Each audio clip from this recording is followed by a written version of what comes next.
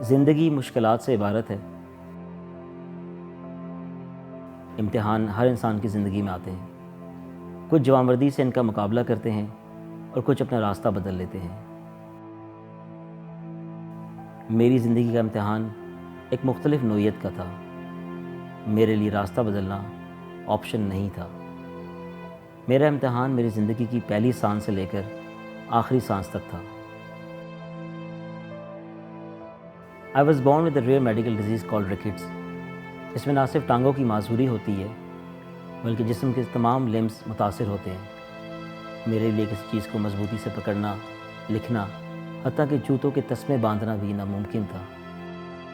I still remember the time when I was locked inside my room for straight 9 months, undergoing extensive medical treatment, one of the darkest periods of my life۔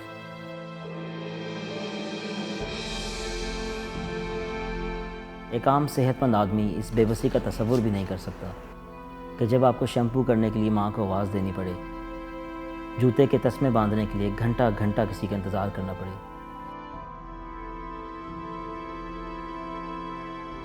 I used to think that the worst thing that happened to me after disability was the fact that I was born in a country like Pakistan, where a healthy man struggles with life. Then how would I survive?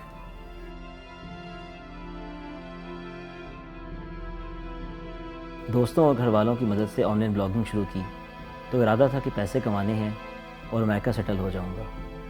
On line blogging اور marketing میں بہت سے مائل stones achieve کیے۔ ایک وقت تھا کہ USA میں میرے علاج کے دوران ابو کے پاس $300 کم پڑ گئے اور کہیں سے ارینج نہ ہو سکے۔ I still cannot forget the day جب میں نے اپنے والد صاحب کو ایک برانڈ نیو گاڑی برتھ ڈے کے لیے گفٹ کی۔ اس وقت جو ان کی آنکھوں میں خوشی تھی وہ آج تک میری زندگی کی سب سے بڑی کامیابی ہے۔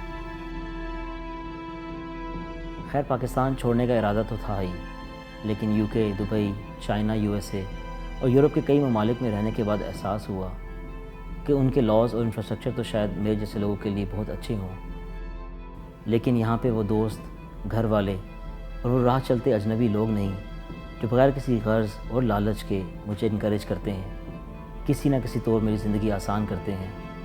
یہ لوگ صرف پاکستان میں ہی ہیں۔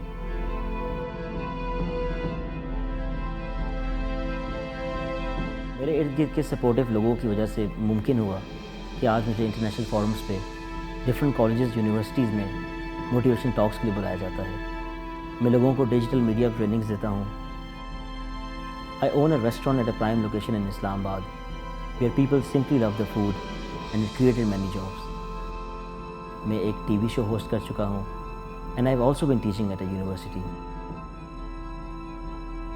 ذیشان شفقت ملک ہرگز سیلف میڈ انسان نہیں ہے اور اس کی ساری کامیابیاں پاکستان کے لوگوں کی وجہ سے ہیں، کیونکہ جو ایموشنل سپورٹ سسٹم اور اسٹرانگ سوشل فیبرک مجھے اس ملک میں ملا وہ بہت یونیک ہے، اور میں پورے یقین کے ساتھ کہہ سکتا ہوں کہ it only happens in Pakistan.